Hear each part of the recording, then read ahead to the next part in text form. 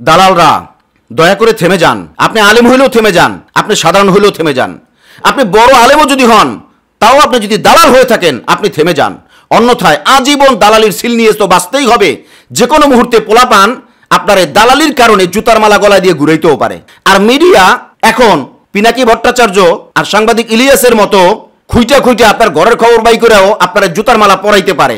অতএব যে যত বড় আলেম হন না কেন বা যে যত বড় ব্যক্তি হন না কেন, দালালির অভ্যাস থাকলে ছাইড়া দেন। অন্তত এইবার চেষ্টা করেন না, এইবার চেষ্টা করেন না, তাহলে ধরা খাবেন। এটা লিখে রাখেন। কয়েকটা দালালের কাছে আমরা হেরে যাব, জাতি হেরে যাবে। মাত্র কয়েকটা দালালের ঘাড়ে পাড়া দিয়ে ফেসিস্ট কায়েম হবে। এইটা বাংলাদেশে এবার হইতে দিবে না জনগণ, ইনশাআল্লাহ হইতে দিবে না। আলেমরাও হইতে দিবে না, কেউ হইতে দিবে না ইনশাআল্লাহ। জামায়াতকে শরীয়তের মাসলা দিয়ে গায়েল করবেন, শরীয়ত আপনাদের চাইতে জামাত কম বোঝে না। যে আপনার মতো ঘোড়ার ডিমের কাছ থেকে মাসালা নিয়া ইলম শিখে আমার চলন লাগে না। এই দালালের বাচ্চাদের পিছনে আজীবন বিলিয়ে দিছি, আর দালালের বাচ্চারা দালালি করে তারপর তাদের পকেট ভরছে, আর আমরা মাঠে গোলামের মতো খাটছি। আসসালামু আলাইকুম ওয়া রাহমাতুল্লাহ, নাহমাদুহু ওয়া নুসাল্লি আলা রাসূলিহিল কারীম, আম্মা বা'দ। সুপ্রিয় দর্শক শ্রোতা, দেশ ও প্রবাসে, কাছে ও দূরে যে যেখান থেকেই আমাদেরকে দেখছেন ও শুনছেন, সকলকে আন্তরিক মোবারকবাদ জানাচ্ছি। আমি ইউসুফ মাহমুদি এবং আপনাদের প্রত্যেককেই আমন্ত্রণ জানাচ্ছি আখলাক টিভির আজকের এই বিশেষ ভিডিও বার্তা অনুষ্ঠানে। বন্ধুরা, আজ আমরা কথা বলতে যাচ্ছি দালাল আলেমরা দয়া করে থেমে যান, অন্যথায় আজীবন দালালির সিল নিয়েই বাঁচতে হবে। চলুন আমরা মূল আলোচনায় প্রবেশ করি। বন্ধুরা, আজকের আলোচনা আমাদের পক্ষ থেকে তেমন কোনো কথা থাকছে না, সামান্য একটু গবেষণা থাকবে এবং আজকে মূলত আল্লামা খালিদ সাইফুল্লাহ চেয়ারম্যান সাহেবের বক্তব্যই আমরা তুলে ধরব। চলুন স্ক্রিনে যাই।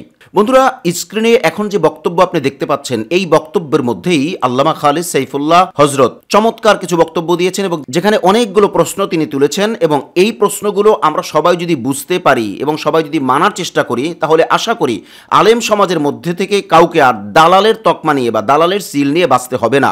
অন্যথায় আলেমদের মধ্যেই অনেক মানুষকেই দালালির সিল নিয়ে বাঁচতে হবে এবং তারা চিহ্নিত দালাল হয়ে আজীবন জাতির সামনে ঘৃণিত হয়ে থাকবে। তারা মাপতেও পারছে না যে তারা কতটা নিকৃষ্ট দালালে পরিণত হইতে যাইতেছে। বন্ধুরা, আজকে আমরা এই প্রশ্নগুলো বোঝার চেষ্টা করব। আল্লামা খালিদ সাইফুল্লাহ হজরত পরিষ্কার করে প্রশ্ন তুলেছেন যে জামায়াতের সাথে ঐক্য করে কেন নির্বাচন করা যাবে না, জবাব চাই, বলেছেন আল্লামা খালিদ সাইফুল্লাহ হজরত। চলেন আমরা স্টেপ বাই স্টেপ আরও একটু বোঝার চেষ্টা করি তিনি কেন এ কথা বলেছেন এবং কাদেরকে উদ্দেশ্য করে বলেছেন। এটা আপনারা সবাই কম বেশ জানেন। চলেন আমরা সামনে যাই এবং আরও একটু বিষয় বোঝার চেষ্টা করি।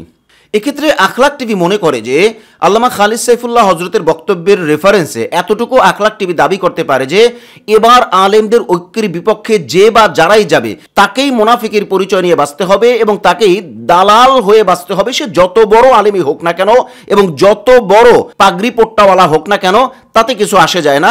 সে যত বড় আলেম তত বড় দালাল হবে, তত বড় মুনাফিক হবে, যদি আল্লামা খালিদ সাইফুল্লাহ হজরতের বক্তব্যের গুরুত্ব না দেয় বা শোনার চেষ্টা না করে। আল্লামা খালিদ সাইফুল্লাহ হজরত পরিষ্কার করে প্রশ্ন তুলেছেন যে ওলামায়ে কেরামের ঐক্য বিনষ্টের চেষ্টা যারা করবে তারা সাবধান। পরিষ্কার করে বলেছেন তারা সাবধান, বারবার বলেছেন তারা সাবধান। এরপরে আল্লামা খালিদ সাইফুল্লাহ হজরত পরিষ্কার করে বলেছেন যে বিগত 54 বছর পরে জাতির সামনে একটি ইমতিহান আসছে, মানে একটি পরীক্ষা আসছে, একটা সুযোগ আসছে। এই সুযোগকে কাজে লাগাতে হবেই। কোনো দালালের কারণে, সে দালাল যদি আলেমও হয় এবং বড় আলেমও হয়, তাদেরকে পাত্তা দেওয়া যাবে না।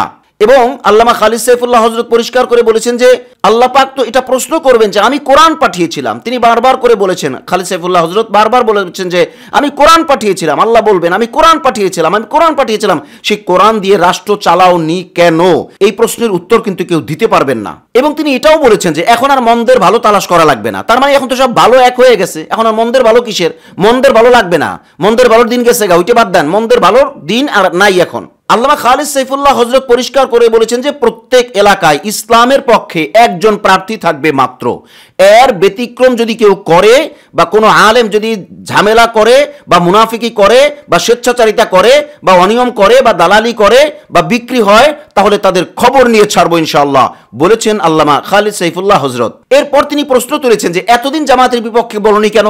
জামায়াত বিএনপির সাথে ছিল না এবং বিএনপির সাথে হেফাজতের আলেমরা ছিল না। এই কথাগুলো আল্লামা খালিদ সাইফুল্লাহ হজরত প্রশ্ন তুলেছেন যে তখন কেন কথা বলনি বা এতদিন কেন কথা বলনি, এখন কেন কথা বলা শুরু হয়েছে?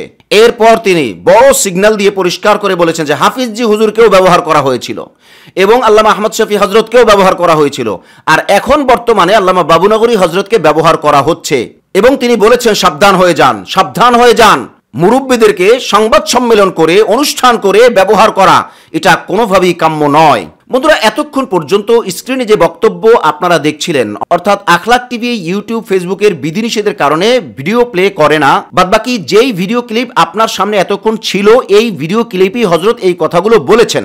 এখান থেকে আখলাক টিভির অ্যানালাইজ সেকশন থেকে আমি পরিষ্কার করে দাবি করতে পারি যে এবার অন্তত এবার এই 54 বছরে যা গেছে না গেছে, এবার কোনো আলেম যদি স্বেচ্ছাচারিতা করে, দালালি করে, মুনাফিকি করে, অবশ্যই তারা দালালির সিল নিয়ে বাঁচবে। এবং আখলাক টিভি এখনো পর্যন্ত কোনো আলেম বা কোনো দলের নাম নিয়ে বলেনি।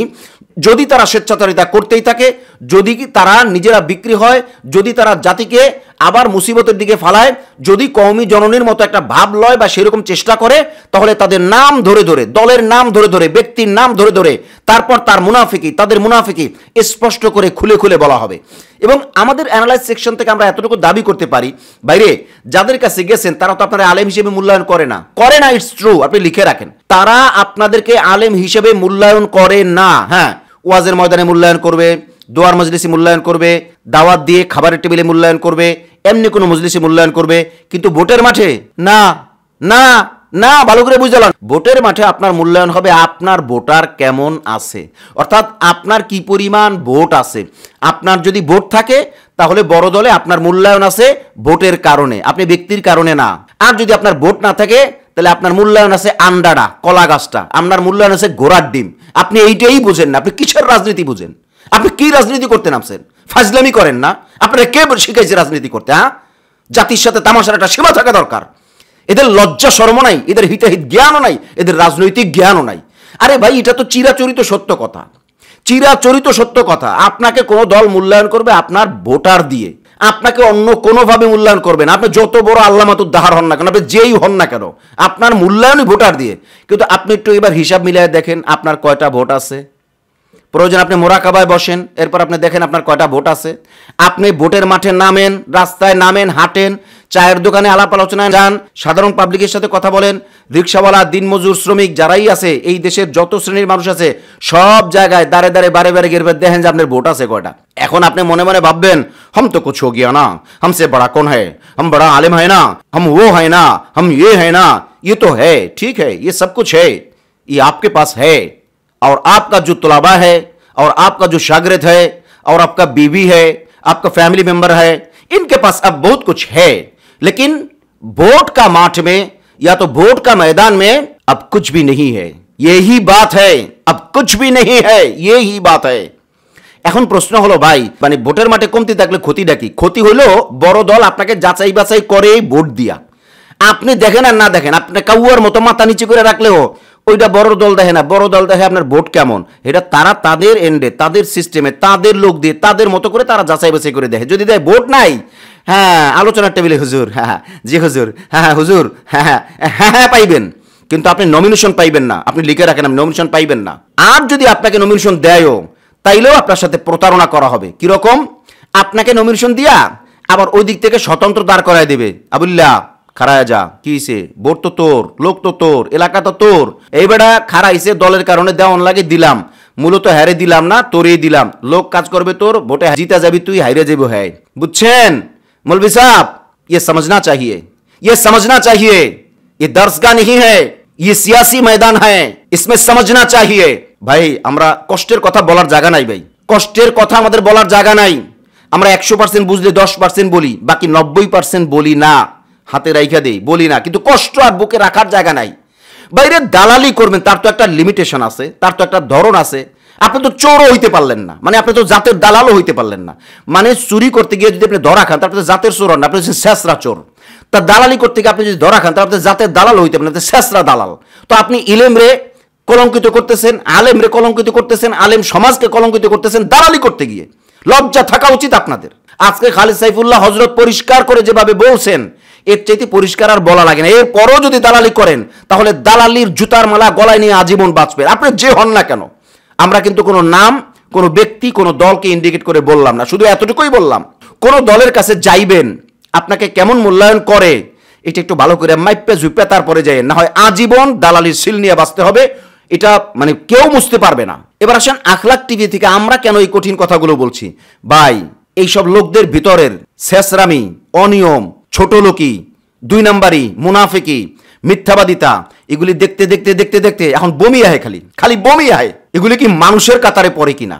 এগুলি তো কোনো কোয়ালিটির মধ্যেই পড়ে না, মানুষের কাতারেই তো পড়ে নাই। এখন করবোটা কি, বলার কি? উপরে থুক ফেলালে তো বুকে পড়ে, সমস্যা তো ওই জায়গায়। এজন্য আজকে আখলাক টিভি থেকে আমরা পরিষ্কার করে বলে দেই, ভাই মান সম্মান নিয়ে বাঁচেন। দালালি করতে গেলে ইসলাম, মুসলমান, ইসলামী সমাজ নিয়ে দালালি করতে যায়েন না।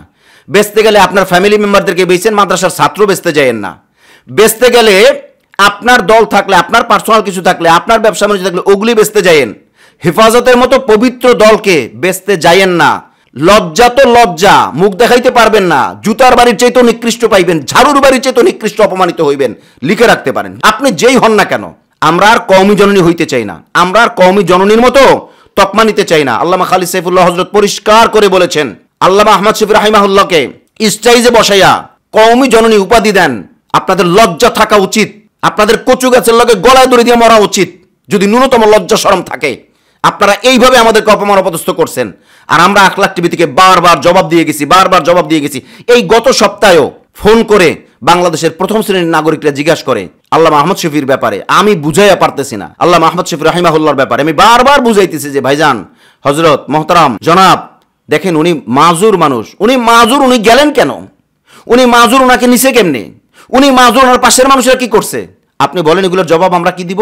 এই জন্য ভাই, ইসলাম নিয়ে আর সিনেমিনি খেইলেন না, দেওবন্দি মাসলাক নিয়ে আর সিনেমিনি খেইলেন না, আর কোনো দল নিয়ে সিনেমিনি খেইলেন না। নিজের কোনো বাপদাদা সম্পদ থাকলে ওগুলি বেচতে চান, এগুলি আর বেচতে যায়েন না। এইবার এমন ধরা খাইবেন, জুতার বাড়ি একটাও নামায় পড়বে না। এবার এমন ধরা খাইবেন, অপেক্ষা করেন, যে বা যারা এমন ধরা খাইবেন, জুতার বাড়ি নামায় পড়বে না।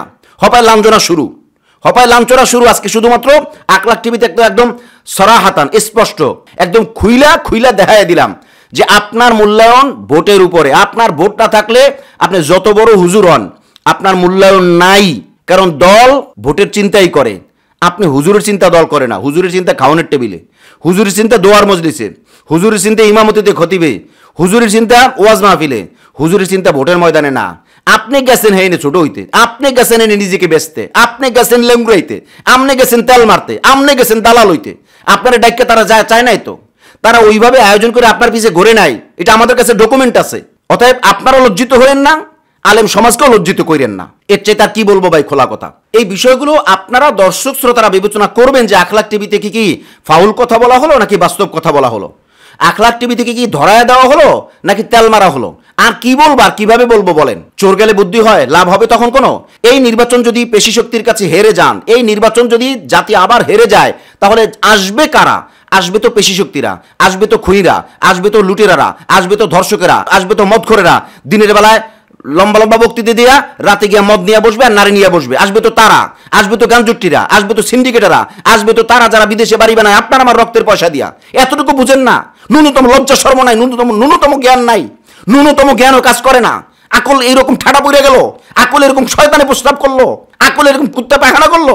ভাই এগুলো বোঝার চেষ্টা করেন ভাই, না বুঝলে আমাদের কিচ্ছু করেন, আমরা বলা শুরু করবো। আমরা যদি বলি তাহলে নাম ধরে ধরে বলবো, একদম নাম ধরে ধরে সিল সাপ্পর দিয়ে বলবো। কারণ এই দালালি বাচ্চাদের পিছনে আজীবন বিলায় দিছি, আর দালালের বাচ্চারা দালালি করে তারপর তাদের পকেট ভরছে, আর আমরা মাঠে গোলামের মতো খাটছি। আমাদের কোনো খবর লয় নাই যে টিকে আসি না জীবিত আসি না মারা গেছি।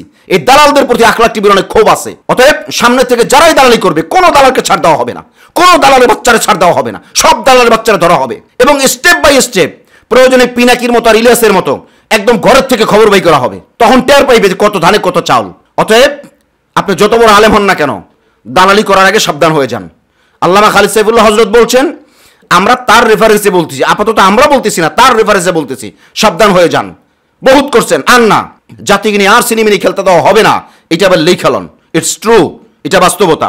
জামায়াতকে শরীয়তের মাসলা দিয়ে গায়েল করবেন, শরীয়ত আপনাদের চাইতে জামাত কম বোঝে না। আমি এই প্রসঙ্গে কথা বলতে চাই নাই, শুধুমাত্র আল্লামা ডক্টর ফয়জুল হক সাহেবের ব্যাপারেই বলবো। তিনি পরিষ্কার করে বলছেন যে আপনার মতো ঘোড়ার ডিমের কাছ থেকে মাসালা নিয়া ইলম শিখে আমার চলন লাগে না, এটা তারা বলছে। অতএব আপনাদের ভ্যালু দিন দিন কমবে আপনাদের দালালির কারণে, আপনাদের মুনাফিকের কারণে, আপনাদের অনিয়মের কারণে, আপনাদের স্বেচ্ছাচারিতার কারণে। আপনারা মনে করেন চার দেয়ালের রাজত্ব মানে দুনিয়ার রাজত্ব না, চার দেয়ালের রাজত্ব দুনিয়ার রাজত্ব না। চার দেয়ালের রাজত্ব হলো ইলমের রাজত্ব, চার দেয়ালের রাজত্ব হলো আদবের রাজত্ব। আর এই চার দেয়ালের ইলম আর আদবের রাজত্ব বাইরে গিয়ে করতে চাইলে সোজা হইয়া করণ লাগে, মুনাফিকি দিয়া না, অনিয়ম দিয়া না, স্বেচ্ছামি দিয়া না, নিজেকে বিক্রি করে না, ছাত্রদেরকে বিক্রি করে না, পবিত্র সংগঠনকে বিক্রি করে না, এগুলো বুঝতে হবে। আর সুযোগ দেওয়া যায় না, আর সুযোগ জাতি দিবে না ভাই, দিবে না, সুযোগ দিবে না কেউ। এখন সবাই কথা বলা শুরু করছে, একের পর এক কথা বলা হবে, আর দালালরা লজ্জিত আর লাঞ্ছিত হবে, ইনশাআল্লাহ লাঞ্ছিত হবে। বন্ধুরা, আল্লামা খালিদ সাইফুল্লাহ হযরত যে কথাগুলো বলেছেন, আমরা এই কথাগুলোকে বাস্তবায়নের জন্য সর্বোচ্চ চেষ্টা করে যাব। মাঠে ঘাটে হাটে সব জায়গায় কোনো দালালকে ছাড় দেওয়া হবে না। আল্লামা খালিদ সাইফুল্লাহ হযরত কম বড় আলেম না, এবং তিনি যে মাসলাকের সাথে আছেন সে মাসলাক কম বড় আলেমের মাসলাক না। তিনি তো পরিষ্কার করেই বলেছেন, একদম খুলে খুলে বলেছেন। আমরা সবটা সামনে আনতেও চাই না, শুধুমাত্র পিন পয়েন্টে আমরা কথা বললাম, বাদ বাকি কথা পরবর্তীতে আরও হবে ইনশাআল্লাহ। এখন থেকে কথা হবে হক আর বাতিলের, এখন থেকে কথা হবে অধিকারের, এখন থেকে কথা হবে ফ্যাসিস্টের বিরুদ্ধে, এখন থেকে কথা হবে রাষ্ট্রে ইসলাম কায়েমের, এখন থেকে কথা হবে হকের পক্ষের কথা। আর কেউ টুপাইস কামানে গিয়ে দালালি করতে যাইব, ও দালালের বাচ্চা দালালের লাইনে থাকুক, কোনো দালালের বাচ্চারা সুযোগ দেওয়া হবে না, কোনো সুযোগ দেওয়া হবে না ইনশাআল্লাহ। বন্ধুরা, সকলে মিলে ঐক্যবদ্ধ থাকতে হবে এবং একে অপরের পাশে দাঁড়াতে হবে, এবং সকল দালালদের বিরুদ্ধে ধরে ধরে নাম ধরে ধরে বলে থামায় দিতে হবে। দালাল হয়তো ভালো হবে, না হয় দালাল চুপ হয়ে যাবে। দালাল দালালি করে আমাদের মাথায় ছড়ি ঘুরাবে, অথবা জেনাখোর মদখোর গানজুট্টি চান্দাবাজ ধান্দাবাজ ওদেরকে আমাদের মাথায় ছড়ি ঘোরানোর ব্যবস্থা দালালি করে দেবে। ওই দালালের বাচ্চারা আগে জুতার মালা পরাইয়া, ওরে আগে ঝাড়ু দিয়া পিরাইয়া, ওরে আগে সোজা কইরা, তারপরে ফ্যাসিস্টের সাজা সমূহ। এটা খুব ভালো করে বুঝবেন, কারণ সবসময় খেয়াল করবেন, ফ্যাসিস্টের সহযোগী বড় ফ্যাসিস্ট, এটা কোনো অংশে কম না। ওই যে জাতীয় পার্টির ইয়ের মতো দৌড়ায় কেন, ইয়ের মতো মানে নামটা নিলাম না আর কি, ওই রাস্তায় আসার একটা প্রাণী, ইয়ের মতো দৌড়ায় কেন, ও তো ফ্যাসিস্টের সহযোগী। তো ফ্যাসিস্ট যেমন খারাপ, তার সহযোগীও খারাপ, এটা মাথায় রাখতে হবে।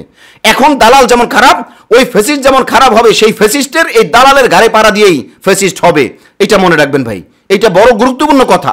অতএব এখন থেকে যদি আমরা সাফ থাকি, পরিষ্কার থাকি, তাইলে দালালের ঘাড়ে পাড়া দিয়ে ফ্যাসিস্ট কায়েম হইতে পারবে না। অতএব দালাল আগে দাবাই দিতে হবে, দেখবেন সব অটো ঠিক হয়ে যাবে ইনশাআল্লাহ, অটো ঠিক হয়ে যাবে। সবাই মাঠে নেমে গেছে ইনশাআল্লাহ, আলহামদুলিল্লাহ, আর ভয় নাই, আর ঘাবড়াবার কোনো বিষয় নাই। কয়েকটা দালালের কাছে জাতি হারবে, এটা হইতে পারে না, এটা হইতে দেব না আমরা ইনশাআল্লাহ। বন্ধুরা, আজ তাহলে এই পর্যন্তই, দেখা হচ্ছে পরবর্তী কোনো লাইভে অথবা পরবর্তী কোনো ভিডিও বার্তায় ইনশাআল্লাহ। আসসালামু আলাইকুম ওয়া রাহমাতুল্লাহি ওয়া বারাকাতুহু।